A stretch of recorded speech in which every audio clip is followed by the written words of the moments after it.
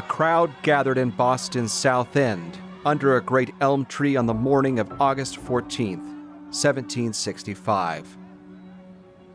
They called it the Liberty Tree, and from its branches they had come to hang a man charged with enforcing a hated law. Andrew Oliver was 59 years old on that Wednesday morning when he was condemned to die.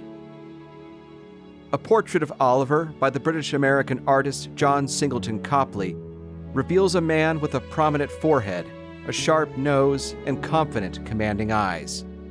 Pursed lips give the slightest hint of a smile, though some might have called it a smirk. Oliver had been born in Boston to a prominent and wealthy merchant family. In the 1720s, he had joined the family business and, together with his brother Peter, began importing wine and textiles on the city's Long Wharf. Public office was a logical next step. Over the years, Oliver served as town auditor, tax collector, overseer of the poor 3 terms in the House of Representatives, and held a seat on the governor's council. 10 years before his execution, the governor named him secretary of the province. But it was the office that Oliver claimed he never asked for nor wanted that drew the ire of King George III's subjects in Boston and a group of men calling themselves the Loyal Nine. In June 1765, British American newspapers began reporting that His Majesty had been pleased to appoint Oliver as stamp master for the colony of Massachusetts Bay. Only a few months earlier, Parliament had passed an act for granting and applying certain stamp duties and other duties in the British colonies and plantations in America. Britons throughout the empire simply called it the Stamp Act.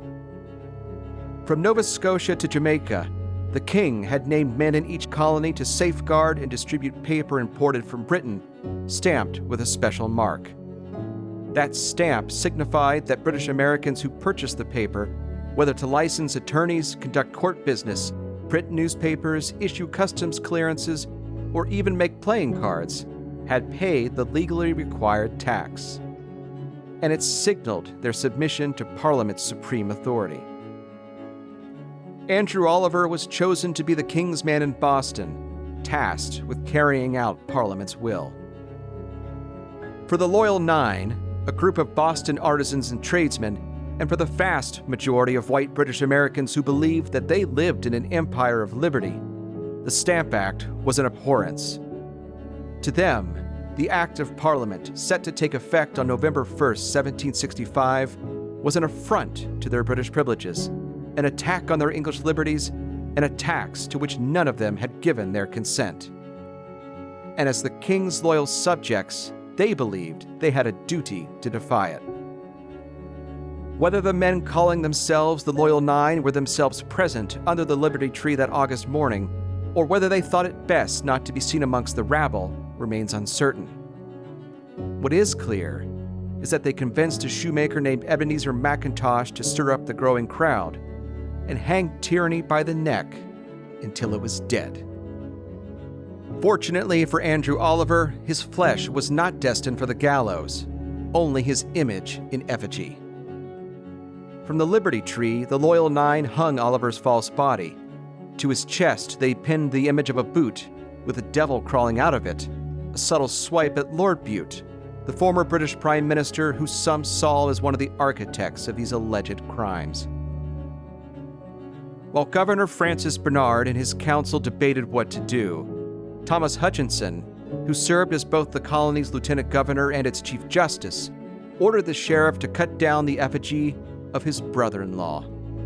But the crowd surrounding the Liberty Tree intimidated the sheriff into retreat. In the early evening hours, as Governor Bernard and his council met in the townhouse, what we now call the Old State House, they heard a commotion growing outside in the streets. The mob, as Bernard called it, had marched to the seat of British authority in the colony, carrying Oliver's effigy. They shouted 3 huzzahs to make sure the men inside knew just who ruled Boston that night, before setting their sights on a new building that Oliver had only recently constructed on Kilby Street. Ever the merchant, Oliver had hoped to divide his new building into shops and rent them to enterprising women and men. The mob ended that dream in 5 minutes. They pulled down the building and then headed for Oliver's home in search of the real man whose fictive body they carried. Much to the crowd's disappointment, Oliver had fled, leaving his house in the care of a few trusted friends. But the mob still had its fun. They beheaded Oliver's effigy, carried its remains to nearby Fort Hill, and using some of the timber from his demolished shop, built a fire and burned it. And yet, the mob remained unsated. They returned to Oliver's home, beat on the windows and the doors before forcing their way in and helping themselves to some of the liquor in the would-be stamp master's cellar. They destroyed some of his furniture, including a looking glass said to be the largest in North America. The crowd was heard to say that if they found Oliver, they would kill him. Finally, at around midnight, quiet returned to the streets, but not before the crowd greeted Lieutenant Governor Hutchinson and the sheriff with a volley of stones and bricks when they tried to restore order. The next day, on the afternoon of August 15th, the Loyal Nine finally found and confronted Oliver and urged him to resign his post. Ironically, Oliver had no office to surrender. His commission as stamp master had not yet arrived from Britain. He had been given no official orders. But that mattered for very little. Fearing for his family and his property, Oliver saw no choice but to give in to their demands. Despite his loyalty to the king, a loyalty he shared with the men who opposed him, Oliver agreed not to distribute the detested stamps. That night, as Governor Bernard wrote with alarm to the Board of Trade from within the protective walls of Castle William in Boston Harbor, he could see another bonfire raging in the distance. And as Andrew Oliver picked through the pieces of his ransacked home and came upon the shattered remains of his looking glass, surely he must have wondered what was happening to British America.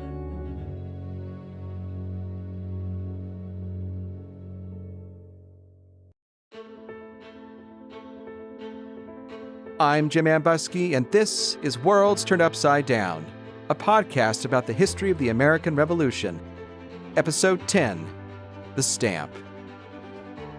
In July 1764, 3 months after Parliament passed its new Sugar Act to protect the British Caribbean's lucrative sugar trade from colonial smuggling and French competition, and begin the work of repairing Britain's perilous finances after the 7 Years' War, an essay appeared in Boston that at once praised Parliament's benevolence and feared for the Empire's future. James Otis Jr. had risen to modest fame in recent years for his defense of Boston merchants against writs of assistance, legal orders that allowed authorities to search property without a warrant. He was a gifted orator and lawyer, one whose mind would later be robbed by insanity. But in the summer of 1764, he was among a number of British Americans who worried that Parliament's defense of the sugar trade was but a portent of things to come. In his pamphlet, which he called The Rights of the British Colonies Asserted and Proved, Otis argued that British Americans were a devoutly loyal people. Their loyalty has been abundantly proved, especially in the late war. Their affection and reverence for their mother country is unquestionable. They yield the most cheerful and ready obedience to her laws, particularly to the power of that august body, the Parliament of Great Britain, the supreme legislative of the kingdom and in dominions. These I declare are my own sentiments of duty and loyalty. Parliament's supremacy had been hard won. In 1688, English Whigs, men who opposed arbitrary power, believed that the Catholic King James II longed to rule as an absolutist monarch. To counter the threat of a papist dynasty after the birth of the king's son, some Englishmen entreated the king's Protestant son-in-law to invade England. From the Netherlands, Prince William of Orange arrived with an army in November 1688.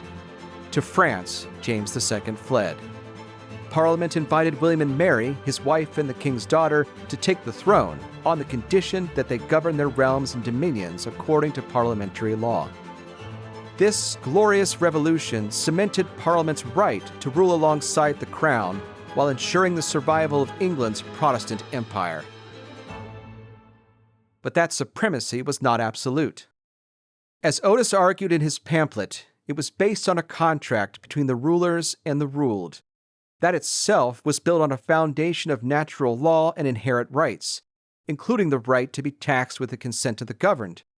British Americans, however, had no direct representation in Parliament, and in Otis's view, I can see no reason to doubt but that the imposition of taxes, whether on trade or on land, or houses or ships, on real or personal, fixed or floating property, in the colonies, is absolutely irreconcilable with the rights of the colonists, as British subjects and as men.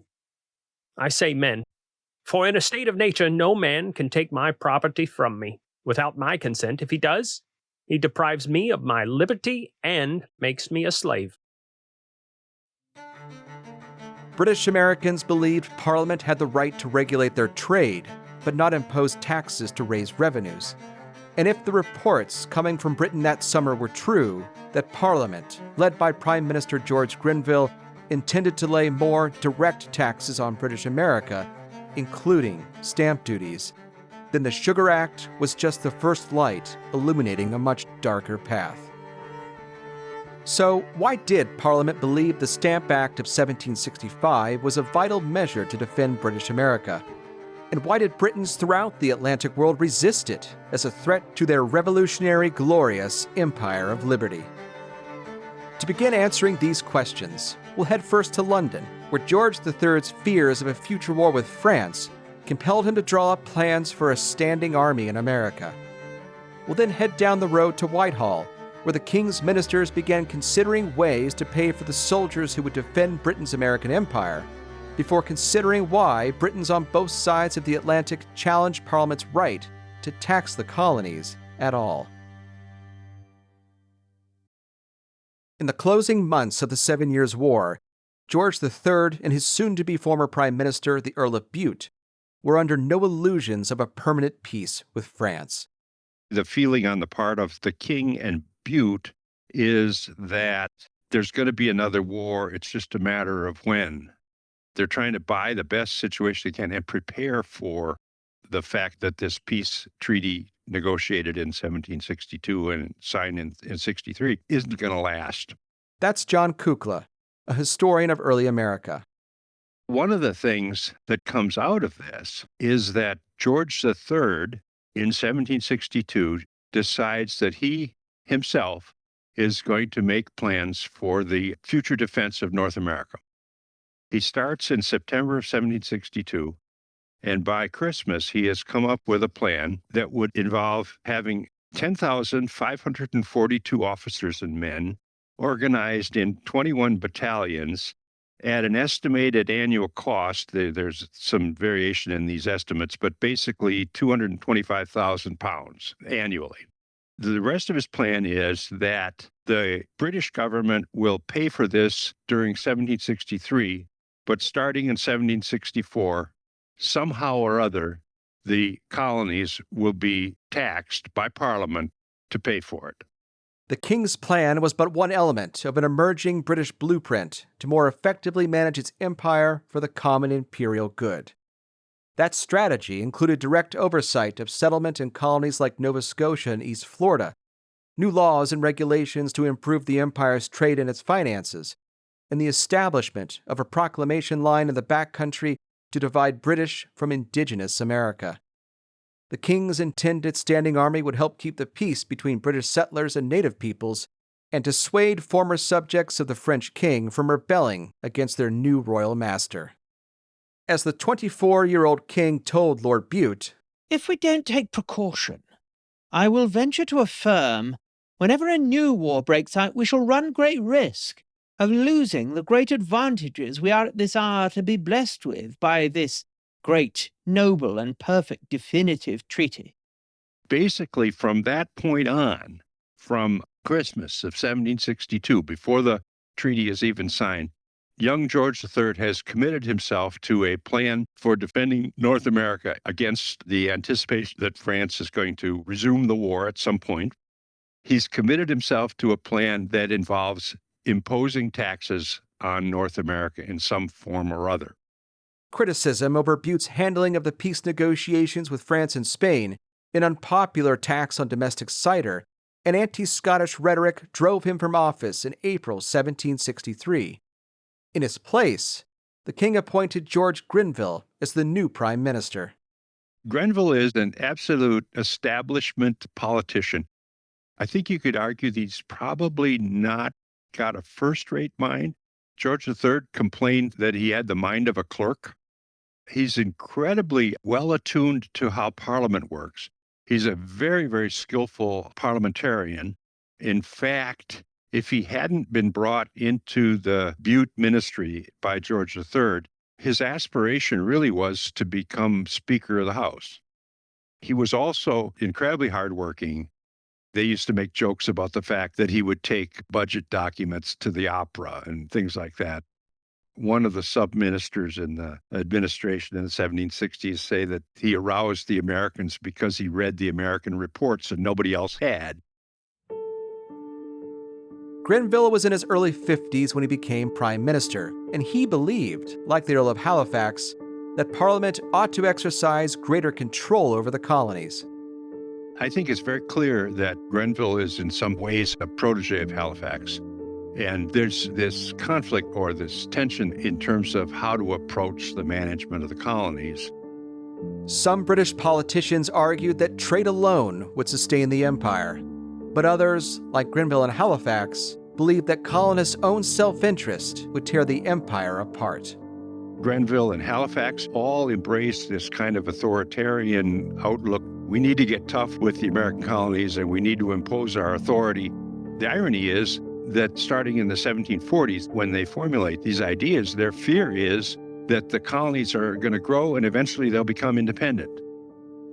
When George Grenville comes to the prime ministership, neither Grenville or any of the other leaders have second thoughts about what the king has planned. That's just a given. The question that they have is, where are we going to get the money? So they kick around various ideas, and ultimately Grenville comes up with the great idea of imposing a stamp tax on the colonies. Grenville first began thinking about a stamp tax in the summer of 1763. In many ways, it wasn't a novel idea. Stamp duties had been a regular part of life in Great Britain since the late 17th century. They were an effective way of raising revenue for the treasury. Anyone reading the London Gazette or the Caledonian Mercury, for example, would have seen a small but ornate red ink stamp with an image of a crown and the words halfpenny, the tax levied on newspapers. By 1760, the Brits were completely accustomed to stamp duties. It's not something that you thought about. And they were just one of a number of reform measures Grenville contemplated as he mapped out a plan to improve the empire's finances and defend it. Now, there's other things that they do. They adjust various other taxes on linens, and they reintroduce the tax on sugar, and they adjust those sorts of things. But basically, Grenville's idea is that in order to fund the king's plan for sending troops to defend North America in the face of the likelihood of French hostility, and also their perceived likelihood that the French are going to stir up the Native American tribes against the English. So in order to fund that plan, Grenville ultimately decides that he's going to first announce and then legislate a stamp tax. Grenville began that work on March 9, 1764. In a series of resolutions he offered to the House of Commons, the Prime Minister laid out his plans for the Sugar Act and new duties on Madeira, lumber, and other goods. In the 15th resolution, he proposed stamp duties for the colonies. As he told the House, he would delay introducing formal legislation until the next session of Parliament so that he might consult with leading officials, colonial agents, and other knowledgeable men about the most effective and least burdensome ways to levy stamp duties on British Americans. He even suggested that the colonies might avoid parliamentary action if the provincial assemblies all agreed to levy taxes themselves to support the army in North America. But the Prime Minister wanted to make one thing very clear. Edward Montague, the agent who lobbied Parliament on Virginia's behalf, was watching from the gallery when he heard Grenville express his hope that, the power and sovereignty of Parliament over every part of the British dominions for the purpose of raising or collecting any tax would never be disputed. For Grenville and other like-minded men, it wasn't just about what Parliament could do to deal with the Empire's war debts, support an army in the colonies, or take charge of settlement in places like Nova Scotia, but what it had a fundamental right to do. He links it to the sovereignty of the British Parliament.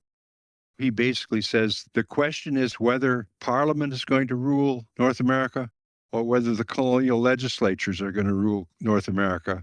And we need to insist upon parliamentary taxation as an expression of the sovereignty of the nation and our control of North America. And nearly most leaders at this time would regard themselves as good Whigs. And what that simply means is that they believe this thing, the Glorious Revolution, at the end of the 17th century was a good thing. It was a good thing because, if you will, circumscribed the powers of the king to a certain extent and made sure that Parliament was going to be supreme. My name is Patrick Griffin. I'm the Madden Henneberry Professor at the University of Notre Dame. What the Glorious Revolution did was make Parliament supreme, and they applaud this and they understand and appreciate it. Now, not everybody agrees with what this means, but it's just understood that Parliament's going to be supreme. Now, what you find is after the 7 Years' War, because it was such a momentous period of time, because it was a period of unprecedented euphoria and anxiety, people start to say, okay, what does sovereignty mean? How are we going to hold the whole together? And I think what you find immediately after 1763 is an extraordinary debate in Britain about what parliamentary supremacy, what it actually means. And could it be extended across an ocean? It becomes a real live question. The vast majority of white British subjects on both sides of the Atlantic approached this contentious debate with a common set of values. In the middle of the 18th century is what I call Protestant British Whigs, or just generally speaking, the British society. They lived under a constitutional monarchy, a representative monarchy, a system of government in which they celebrated as providing them with a degree of freedom unmatched, they thought, at least in the Western world. My name is Brad Jones. I'm a professor of history at California State University, Fresno.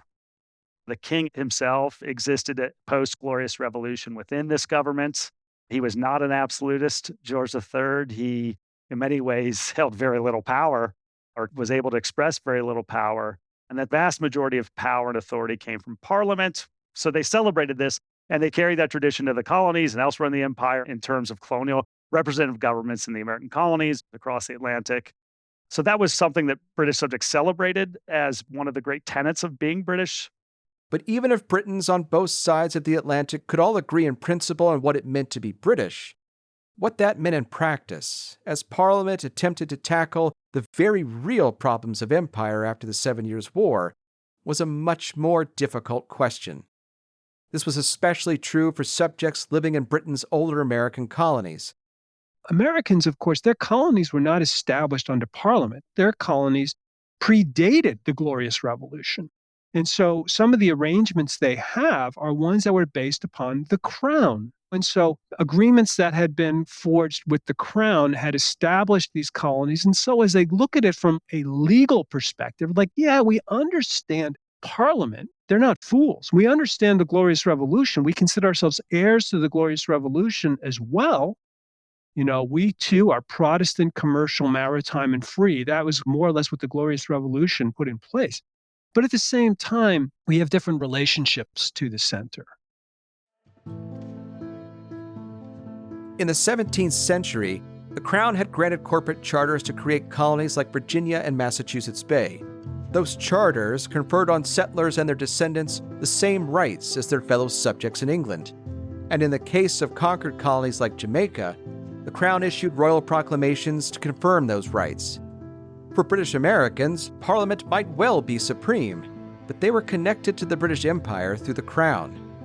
As James Otis Jr. argued in the months surrounding the passage of the Sugar Act, every British subject born on the continent of America or in any other of the British dominions is by the law of God and nature, by common law and by act of Parliament, exclusive of all charters from the Crown, entitled to all the natural, essential, inherent, and inseparable rights of our fellow subjects in Great Britain. For Otis, those rights included the right to taxation with representation, something British Americans didn't have in Parliament. Yet Grenville argued that the colonies did have representation. They were virtually represented in Parliament by virtue of living in the King's American dominions.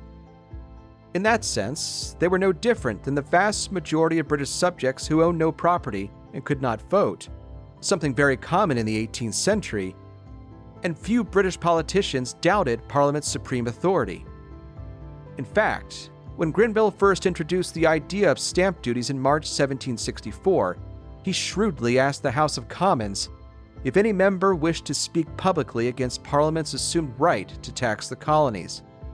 Unsurprisingly, no one did. But just how far they should exercise that right remained in question.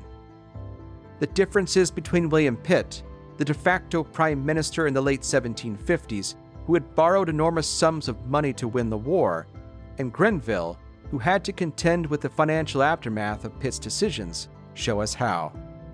William Pitt, he's just like, no, Parliament is absolutely supreme. Nobody debates that whatsoever, but we have to be careful how we're going to apply it because, as he famously put it, the people in America are not the bastard children of England. They have rights too, and we have to recognize that. So we have to err a little bit on that side. And then you have people like Grenville. He's just going to basically say, they have rights, forget about it. You know, Parliament is supreme, Parliament's supreme here, Parliament is supreme there, case closed. We can do whatever we want to do for the colonies. That's it. Stamp Act is a good idea. We got to keep boots on the ground in America. This is the simplest way of paying for it. We sacrifice so much for these colonies. It's important that they pay up something, and it's a pittance compared to what we're paying in the metropole to pay down the debt.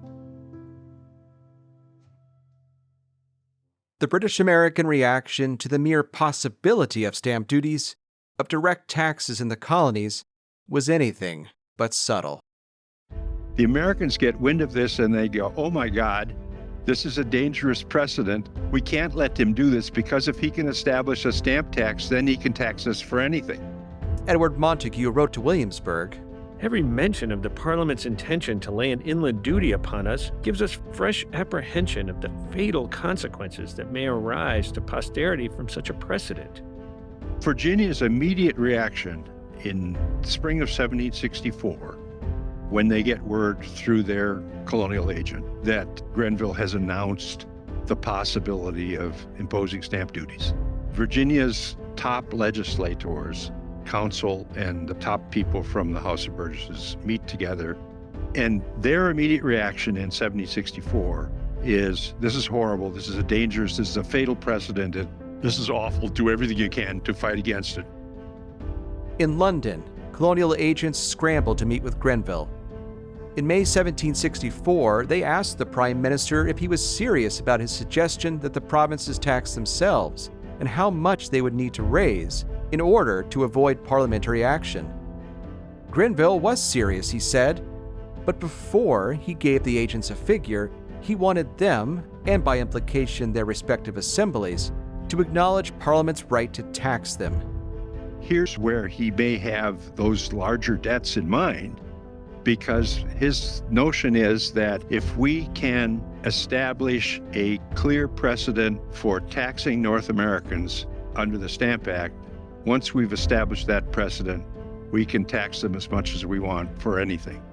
Grenville's conference with the colonial agents ended without their acknowledgement of Parliament's absolute supremacy, or an agreement on the precise figure the colonies would need to raise to head off a stamp tax, only the need for further discussion.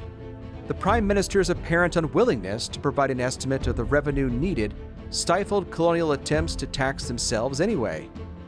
In August 1764, the Massachusetts legislature urged Governor Francis Bernard to call a special session of the Assembly toward that very end. But the governor refused. Like most royal governors, Bernard believed he had a duty to uphold Parliament's will, although he could see the logic in the legislature's request. Even so, as he wrote to a friend in London, Grenville needed to tell the 26 British American colonies how much they would each need to contribute to the common imperial good. But in some ways, that was besides the immediate point. There was no proposed act of Parliament for the colonial assemblies to pore over, only the suggestion of stamp duties and Grenville's assertion of Parliament's right to tax the colonies. It wasn't even until that August that Lord Halifax, the minister with oversight of the colonies, asked the provincial governors for a list of documents that might be made subject to stamp duties. Grenville may have thought that he was being clever and secretive, but the Americans saw the danger immediately. One of the things that makes the Stamp Act crisis so important in the long run is that if we look at the sequence of events, in March of 1764, in a budget speech, Grenville says, "We're thinking about stamp duties for next session." The Americans begin to react to this. Everything blows up. It's not until March of 1765 that he actually submits legislation. So it's not until that spring of 1765, after a year of argumentation, it's not until that spring that anybody can argue about the details of the legislation in the way that, for example, they argued about sugar. Should it be 2 pence or should it be 3 pence or should it be this or this or this? None of those kinds of detailed provisions are at hand to be debated. All they can debate is the abstract principle of the abstract constitutional principle. As autumn gave way to a winter of discontent, British Americans condemned the prospect of stamp duties in public and private, petitioned Parliament and the King against it without answer, and waited for news of what taxes the dawn of spring might bring. They learned their fate in the weeks following March 22, 1765, when Parliament passed the Stamp Act. And by that time, the Americans have been arguing against this unconstitutional principle for a year. And now all of a sudden they see the thing. It's 55 clauses. They're taxing everything. The only information that the Grenville administration wanted from the colonial governors was, let's make sure we get a complete list of all the documents that we could tax. They don't ask them, how are people going to react? Nah. What can we tax? I can't imagine what it must have felt like if you were an 18th century American. You pick up a newspaper and you see an entire page devoted to all the taxes, and we're going to do this on this. And another of the taxes, you're going to have a tax on the newspaper. There's also going to be a tax on every advertisement in the newspaper. The Stamp Act, as it was adopted, required payment in hard currency. The Americans don't have hard currency. They don't have coins in their pockets to pay this stuff. Here's Brad Jones. The Stamp Act was virtually hated everywhere. It was despised. It was a bad piece of legislation. It was not just the 13 colonies. And it was not even just the 26 colonies. I would argue even mainland Britons didn't like the Stamp Act. It was a bad piece of legislation for a couple of reasons. One is certainly the way we understand it was bad was that it was politically a problem. It was an attempt to directly tax American colonists without their consent. And that's a narrative picked up across the British Atlantic. That's not unique to the 13 colonies. Haligonians understood that. Kingstonians understood that. And I would argue any of the other colonies outside of the 13 American colonists would have understood that. But it was also understood in mainland Britain. Glaswegians understood it to be a dangerous precedent to allow a government to tax its people without their representation or without their consent. It was also economically problematic. The fear was that particularly when colonists began to resist the tax, it was disrupting the prosperous British trade, Atlantic trade. There's a real fear amongst Glaswegian tobacco traders that this could jeopardize their valuable trades.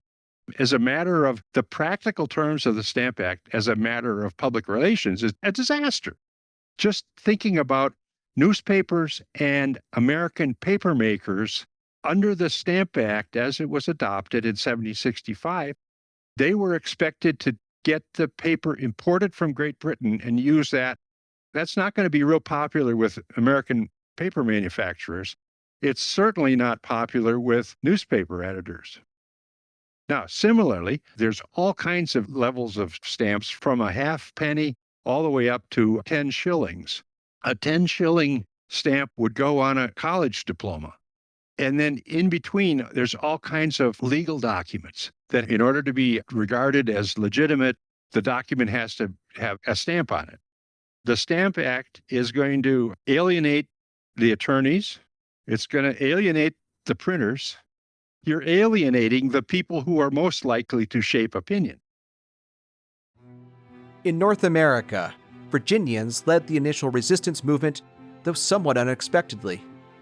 On May 29, 1765, a new member of the House of Burgesses named Patrick Henry, who had a penchant for oratory and theatricality, rose to speak in the House. The Assembly of Virginia happens to be in session when a boat arrives in Williamsburg carrying the text of the Stamp Act. And the senior leadership of the House, perceiving that there's just a few days left in the legislative session, we're already on record as opposing this. We don't have to react to it. It may be horrible. They essentially don't do anything. Henry is new to the House, perhaps not aware of what previously has been done. And Henry, possibly with the assistance of a guy named Johnson, drafts 7 resolutions against the Stamp Act and begins to introduce them in the House of Burgesses. He would introduce one and they'd debate it and adopt it, and he'd introduce the second one and they'd debate it. And each of these got more and more radical. And eventually, 5 of his 7 resolutions get adopted. The 5th was by like 1 vote. Henry's 5th resolution declared that the General Assembly of this colony had the only and exclusive right and power to lay taxes and impositions upon the inhabitants of this colony, and that every attempt to vest such power in any person or persons whatsoever other than the General Assembly aforesaid has a manifest tendency to destroy British as well as American freedom. In 60 words, the Virginia House of Burgesses explicitly denied Parliament's right to tax the king's subjects in the colony. Henry spoke forcefully in favor of the resolutions on the floor of the House. Historians still debate precisely what he said. We have only one surviving eyewitness account, the diary of an unknown person said to be a Frenchman who was traveling in the colonies at the time. Various accounts of the speech circulated in private and print in the days and weeks that followed, but they generally agree on the basic shape of Henry's words.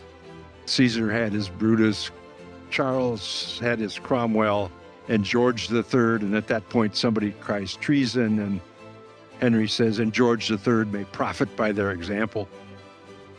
And the next day the House comes together, and by this time Henry has gone home, and the House comes together and they rescind the 5th one. So they actually only passed 4. And it's at that point that Governor Fauquier leans on the local printer to keep him from publishing the resolutions that were passed by the House of Burgesses. So he doesn't publish them. And as a result of that, Henry and his friends circulate all 7 of their resolutions to other printers. It gets first printed in Rhode Island and it gets picked up everywhere else. The 7th resolution is saying essentially that this is an unconstitutional action and that anybody in the colonies who disagrees on that point is an enemy of the people. Henry's resolutions get circulated, and the Virginia resolves against the Stamp Act electrify the colonies in the spring of 1765. The king's ministers learned of the Virginia Assembly's actions and of a growing colonial resistance movement to their considerable dismay. They were horrified. They were absolutely horrified. And in fact, Grenville corresponds with one of his lieutenants. It's essentially, have you read what the Virginians said? My God. They were just absolutely horrified because this was a complete affront to Parliament's authority. In Rhode Island, lawyer and politician Martin Howard tried to persuade his fellow British Americans that Parliament was in the right. Howard was a member of the Newport Junto, a group of men who had very specific imperial aims. Here's Abby Chandler, Associate Professor of History at the University of Massachusetts Lowell. The Newport Junto comes into existence in 1764. Martin Howard is the best known of the group and is certainly the most outspoken. And they are advocating for various causes. Their original cause was advocating for Rhode Island to become a royal colony instead of a charter colony. Rhode Island's internal politics are extremely tense at this period, and there are huge battles between different political factions for the position of governor. And Howard and the other members of the Newport Junto thought that if Rhode Island became a royal colony, their governor would be appointed by the king, and that this might cut down on internal tensions. From Howard's point of view, Prime Minister Grenville was right to argue that the colonies enjoyed virtual representation in Parliament. In 1765, Howard published a pamphlet to defend the Sugar and Stamp Acts entitled A Letter from a Gentleman at Halifax to His Friend in Rhode Island. One of the things he does in this pamphlet is to define his idea of how political rights work for subjects in the British Empire. He explains that all British subjects have personal rights and that they have political rights. He quotes John Locke that all British subjects are entitled to life, liberty, and estate. Political rights, however, Howard believes are tied to political entities rather than the individual. So a colony has certain political rights. And Howard argues that if Parliament had intended the individual colonies to have direct representation in Parliament, then they would have set it up that way.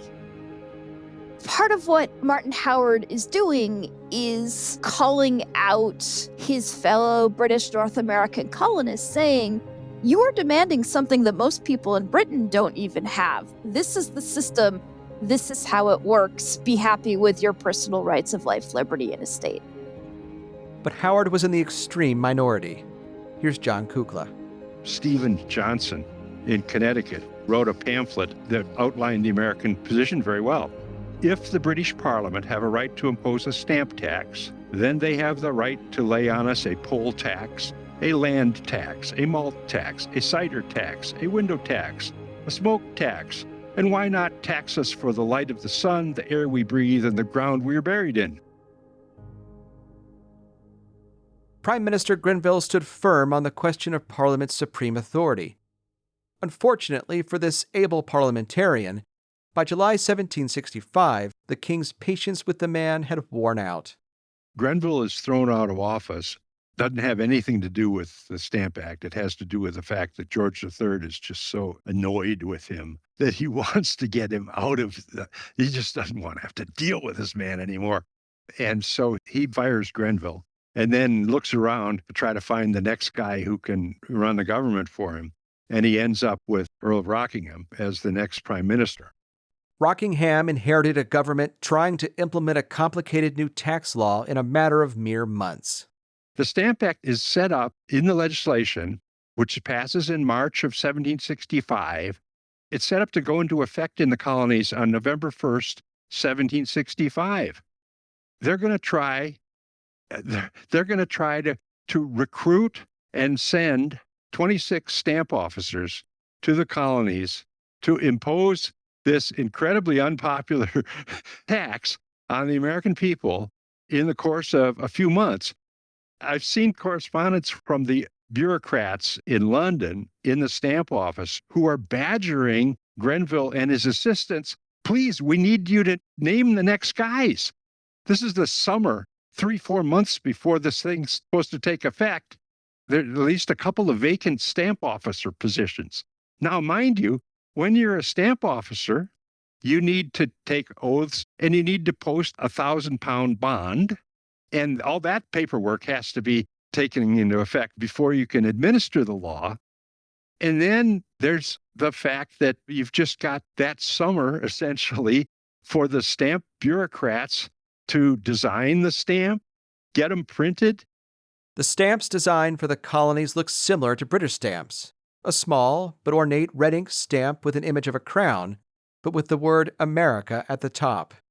The amount of tax to be paid was at the bottom. The Pennsylvania Journal mocked the new stamp and the law by printing a stamp in the form of a skull and crossbones.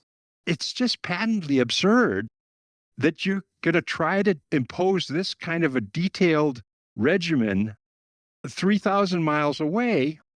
So when they're going to send this stuff over, it's huge amount, just enormous amounts of stuff. We think of the stamp itself, it's like maybe an inch square, but there were these huge shipments of material that had to be brought from London during the summer of 1765 to the colonies, usually in Royal Navy vessels.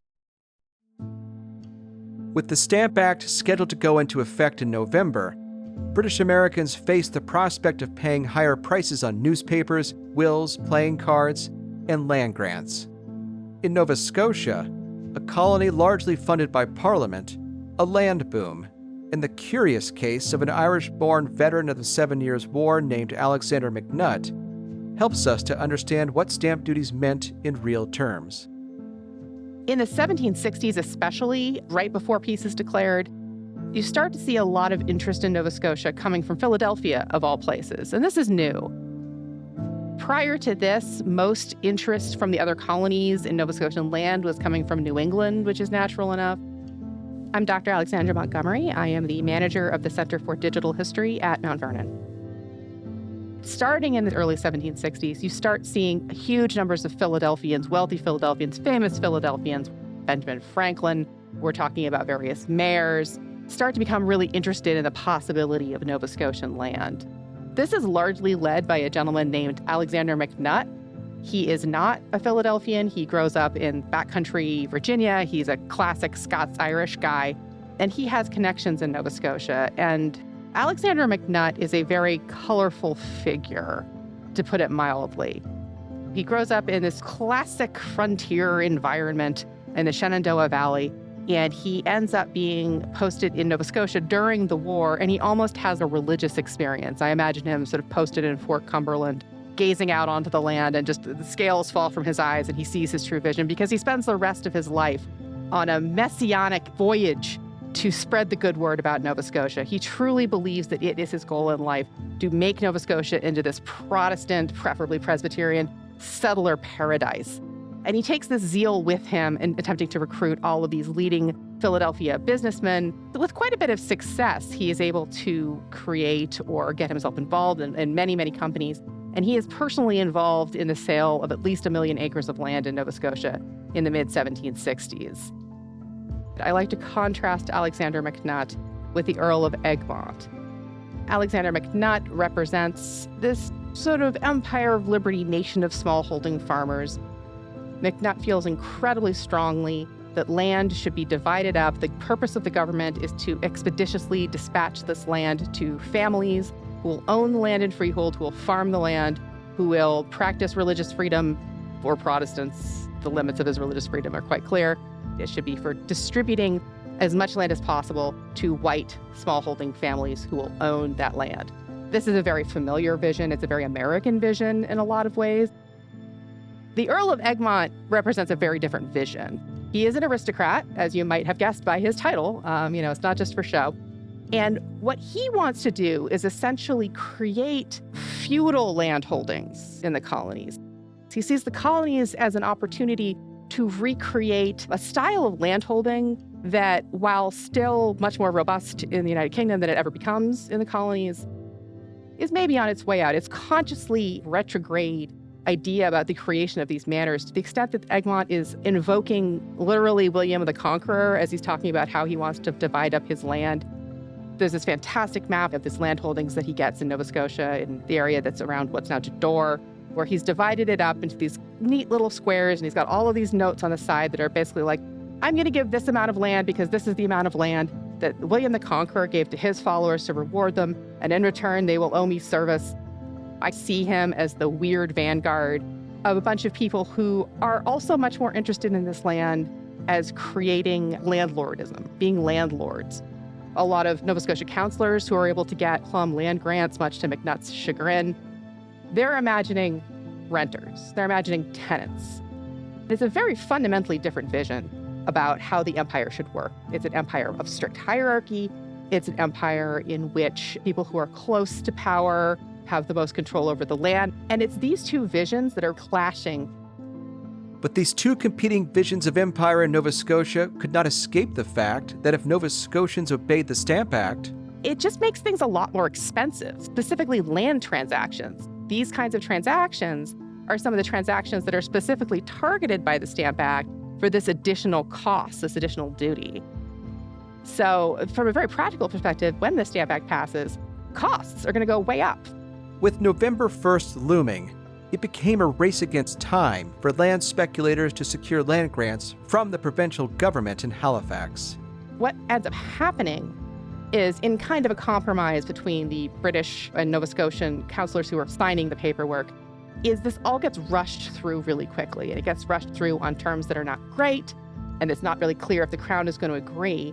But it all gets pushed through as fast as possible right on October 31st, right before the Stamp Act comes into effect. So 2.5 million acres of Nova Scotian land gets granted away in that 2-week period before October 31st. And the vast majority is on the 29th, 30th, 31st itself, just to try to push this all through, get it over with, not have to deal with either the taint or the practical extra cost of the Stamp Act. The land speculators were right to worry. Unlike most of the mainland colonies, Nova Scotia administered the Stamp Act. It was in Halifax, Nova Scotia, that we have some newspapers that were printed in accord with the Stamp Act, and they ran out of paper. Here's Brad Jones. They are vocally critical that they share in this kind of empire-wide opposition to the stamp tax, but the local circumstances are such that it's very hard to resist it. Halifax is a British military outpost. There are several thousand soldiers stationed there. And also, more importantly, I think even in the presence of the military, is the fact that Parliament is paying all of the bills. Parliament is literally funding the existence of Nova Scotia. So as a result of that, the local government is beholden to Parliament in ways that the 13 colonies aren't. The new colony of East Florida administered the Stamp Act as well. So did Caribbean colonies like Jamaica. There is a sharp distinction between the mainland colonies and the Caribbean colonies, and the reason mostly has to do with the fact that the Caribbean islands perceive themselves as needing the force of the British Navy and Army in defending these small minorities of whites against a large number of enslaved people. There's that fear that undercuts the efforts on the part of the people who want to resist. Jamaica's about 15,000 white colonists amongst about 200,000 enslaved Africans. So they also have fears that any riots or popular assemblies or opposition provide opportunities for enslaved Africans to revolt. So these very particular local contexts make it difficult for them to resist the tax, but verbally or in print, they are critical of the tax. And it seems like other places understand that. There's evidence to suggest that colonists in the American colonies, or even back in Britain, understand the difficulties that Haligonians or Kingstonians have in resisting the tax.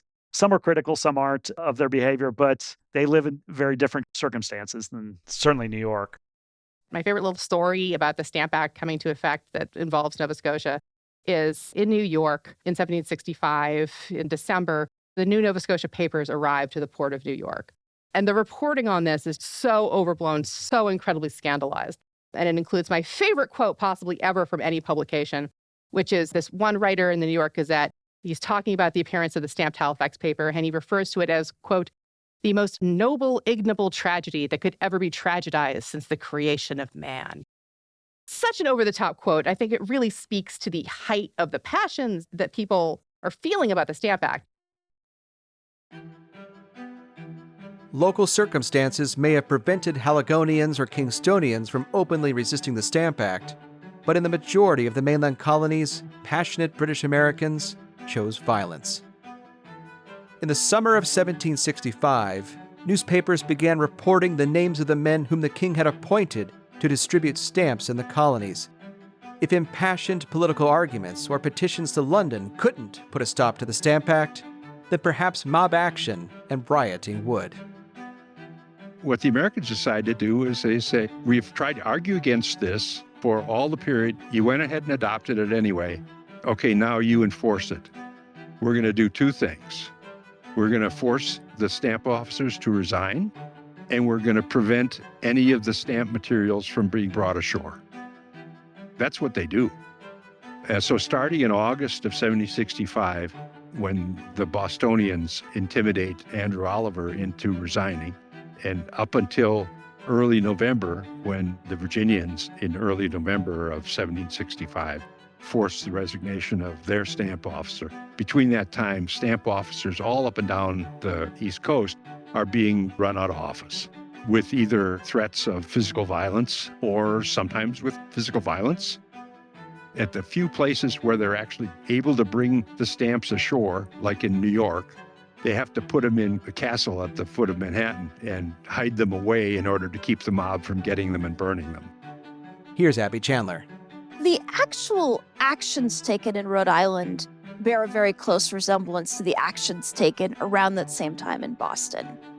The men who are the stamp tax masters, Andrew Oliver in Massachusetts, Augustus Johnston in Rhode Island, are under attack.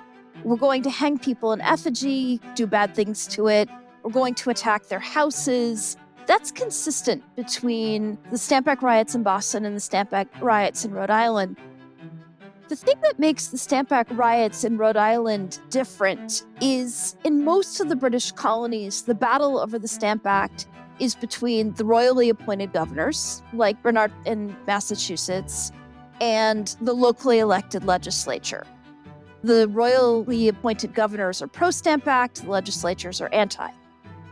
But the thing with Rhode Island is it's a charter colony. The governor is locally elected, and Samuel Ward is anti-Stamp Act, and the Rhode Island legislature is anti-Stamp Act, and the Stamp Act should not have been an issue in Rhode Island because of that. The thing that makes Rhode Island different is you have that pesky group, the Newport Junto, so you have private citizens advocating for the Stamp Act in Rhode Island, which makes the riots an even more intimate affair, because this isn't colonists attacking people appointed by the king. This is colonists attacking other colonists. On August 26, the threat of violence forced Newport Junto members Martin Howard, Thomas Moffett, and Stamp Master Augustus Johnston to find refuge aboard the HMS Signet in Newport Harbor. Rioters hung effigies of the three men from gallows set up in front of the courthouse, with a label affixed to Howard's image calling him that fawning, insidious, infamous miscreant and parricide. The mob later sacked Howard and Moffett's homes. Johnston's home was spared only because he pledged to resign his office. Not long after, Howard and Moffett sailed for Britain. In October, New York rioters carried their protests right to the British government's symbolic doorstep on the southern tip of Manhattan, where the governor's residence and Fort George stood on Bowling Green. Here's Wendy Bellion, the Biggs Chair in American Art History at the University of Delaware. The area of Bowling Green becomes very interesting. At the time of the Stamp Act, British colonists start to take action. They create a protest that involves a parade down to Bowling Green and includes effigies of the lieutenant governor, who was called Cadwallader Calden, together with the devil. They appear at Bowling Green. They rattle at the gates of the governor's house. They manage to get a hold of his carriage, and they bring the effigies and the carriage together to the center of Bowling Green, the space that is so closely associated with the Crown presence in Lower Manhattan. And they light everything on fire. George Mercer arrived home from London to an equally rude awakening. Mercer had been in the Imperial capital lobbying the British government on behalf of the Ohio Company. Much to his family's dismay, Mercer applied to Grenville for the position of Virginia stamp distributor, a decision he came to quickly regret. Cassandra Britt Farrell, senior map archivist at the Library of Virginia, explains why. He was well aware of the opposition to the Stamp Act, but he thought that because they were British citizens, that the Virginia colonists would come around and abide by the policies of the Stamp Act. He thought that they would eventually accept it, but I don't think he was aware of the real antagonistic opposition to it until he arrived in Williamsburg in October 1765. Nearly 2 months before Mercer arrived home, he was already present in the Northern Virginia town of Dumfries. People who were in Dumfries on September 2nd parade effigies of the Prime Minister George Grenville and the Crown-appointed stamp distributor George Mercer. They parade effigies of both men throughout town. George Mercer's effigy is placed on a horse. Of course, he's not facing the front of the horse, he's facing the back of the horse. There's a copy of the Stamp Act tied around his neck with a halter, and the effigies are paraded through Dumfries, and they are caned, they're whipped, they're pillared, they're cropped, they're hanged, and they are burned. 3 weeks later, on September 24th, Grenville and Mercer paid a visit to the Westmoreland County Courthouse. Effigies of Grenville and Mercer are placed in a cart. And that in itself is symbolically significant because you would never, ever find Mercer or Grenville being carted around. These are men who come from higher positions within the colony, wealthier families, and they would be riding on a horse. And they would have enslaved people with them or servants. So there's no way that you would ever find them in a cart. And George Mercer has in his hand a slip of paper that says, "Money is my God." In the other hand, he apparently has a slip of paper that's inscribed, "Slavery I love." And then on the effigy's breast is displayed the phrase, "I am George Mercer, collector of stamps in Virginia." And of course, Grenville, in the same cart, they have a message on the breast of his effigy that says, "Infamous projector of American slavery." Few white Virginians watching the parade would have given much thought to the apparent contradiction between the political slavery they feared and the actual slavery they wielded over black people who were no doubt also in the crowd that day. When Mercer entered Williamsburg on October 30th, he was confronted not by a mob of artisans and tradesmen, as Andrew Oliver had been in Boston, but by a crowd of gentlemen angry about the Stamp Act. The General Court is about to go into session on November 1st. And so you have a lot of people in town. You have members of the General Court. You have attorneys who are representing their clients at the General Court. You have merchants who are meeting. It's a great time to meet if you're a Virginia merchant because you'll be meeting not only with other merchants, but with attorneys, justices. It'll be a good time to meet with the Lieutenant Governor, Fauquier. This is what he's walking into. Governor Fauquier gives the best account.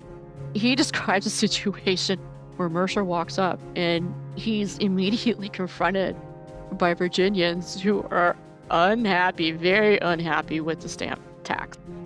And they are very interested in finding out when he's going to resign from his position as stamp distributor. So he's trying to walk up the Capitol Street, and the lieutenant governor is at the coffee house waiting for him to arrive. And of course, he's not the only one in the coffee house. He describes merchants and members of the General Court. They're waiting, they're drinking coffee too. And he describes hearing a code word when other people see Mercer show up. And this code word is used in the coffee shop, and all of a sudden these folks leave. And then they end up confronting Mercer on the street, asking him questions. He's not answering questions to their satisfaction. At one point, they actually start to rush him, and Fauquier has to step to the side of the porch and come to his defense verbally, dragging Mercer up into the coffee shop porch just to protect him.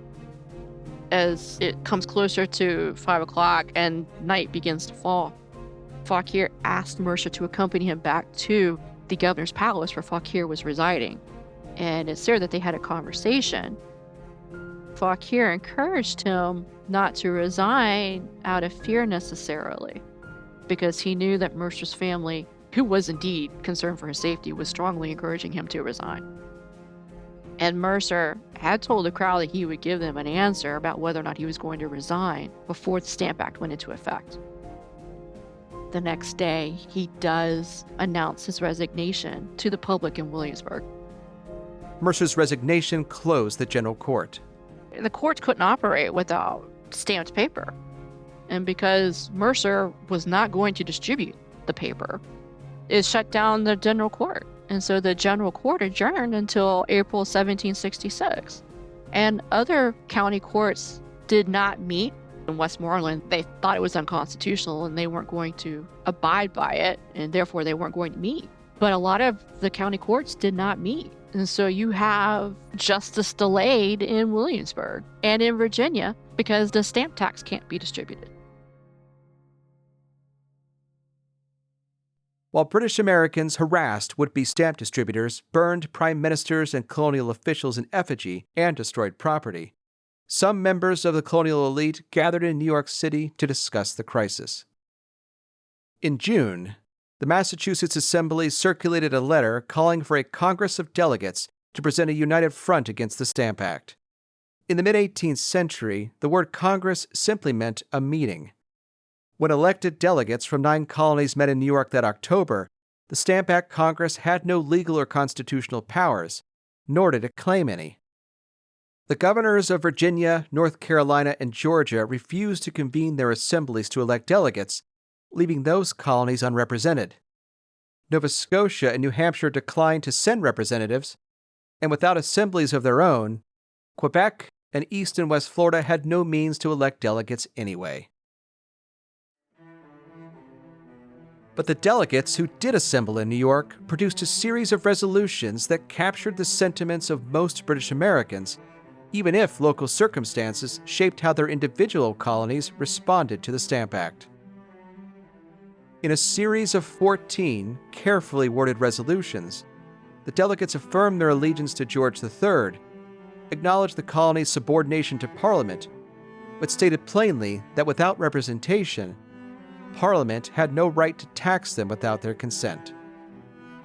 But if Parliament remained unconvinced by constitutional arguments about its own supremacy, then perhaps it would listen to arguments about trade. As the delegates noted, as the profits of the trade of these colonies ultimately center in Great Britain, the restrictions imposed by several late acts of Parliament on the trade of these colonies will render them unable to purchase the manufactures of Great Britain. In other words, if everyone could agree that trade contributed to the common imperial good, then parliamentary laws that ground trade to a halt hurt all the king's subjects. During the crisis, British Americans did engineer some trade boycotts with modest success, yet loose enforcement and the willingness of merchants and ship captains to put to sea anyway without stamped papers muted their effect. Nevertheless, there's a wonderful sense in which yet another stupidity about the Stamp Act is that it helps the Americans enforce the boycott. If you don't use stamps, technically you can't make these transactions because the papers that are supposed to go along with the goods that you're exporting should have stamps on them. Despite all the violence and all the principled rhetoric, trade brought the Stamp Act crisis to an end where it began, in London. Although the king's ministers refused to entertain the Stamp Act Congress's petition, the Marquess of Rockingham, the new and politically weak prime minister, began searching for a resolution to the imperial crisis, and pressure from British merchants offered him a way out. 2 things happen with Rockingham. One is he's inclined to try to bring this crisis to an end. And the second thing is that he and Ben Franklin and a bunch of others essentially arranged for a whole series of hearings. They're not listening to the Americans, but they are listening to British artisans and manufacturers in places like Manchester and Leeds and such, who have been thrown out of work by the fact that the Americans are boycotting British goods. These are people who are making socks and china and ceramics and linen. Between those hearings and the Rockingham administration's policies, they bring about a repeal of the Stamp Act in 1766.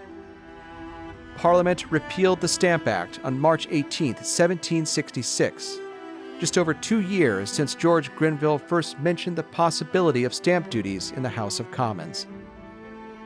Remarkably, when it's repealed in 1766, everyone celebrates that. There are parades in Glasgow to celebrate the repeal of the Stamp Act. The largest celebration of the repeal of the Stamp Act occurs in London.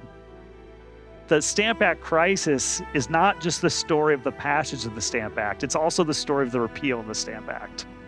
And that is hugely important in the minds of British subjects, that they saw themselves as members of a free and representative government and society, and that they celebrated the monarchy and the British Constitution.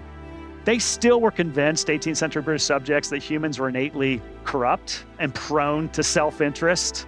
That meant that people with power would try to consume it. And in that context, we would have tyranny. They weren't naive in this. They believed they had created a system of government that was best able to protect against the natural tendencies of man. But here's the beauty of the Stamp Act crisis. They did something really bad in the eyes of British subjects everywhere that was tyrannical, that was oppressive, was arbitrary. But then they repeal it. And the king actually is paraded to Parliament to sign the repeal of the Stamp Act, like evidence that, sure, government's going to do bad things. That's the nature of man. But if we speak up, if we turn to newspapers and write essays and editorials, if we share those essays and editorials or reports of riots and protests across the Atlantic, that we can get our government to recognize their mistakes. And so the repeal is really a vindication of the greatness of this British Protestant Whig identity.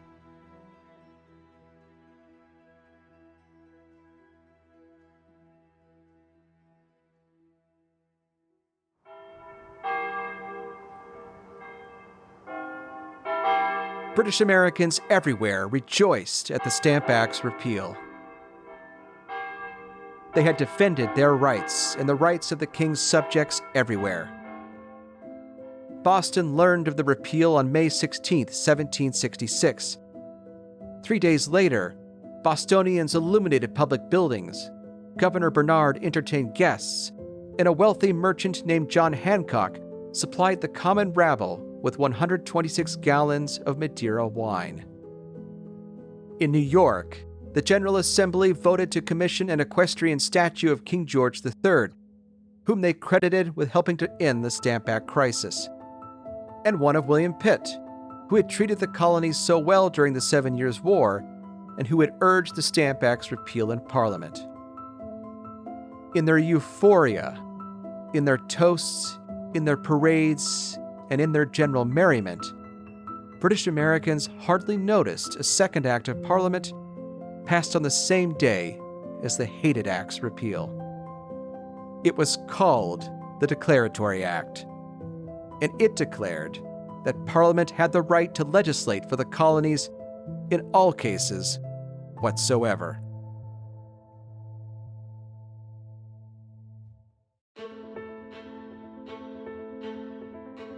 Thanks for listening to Worlds Turned Upside Down.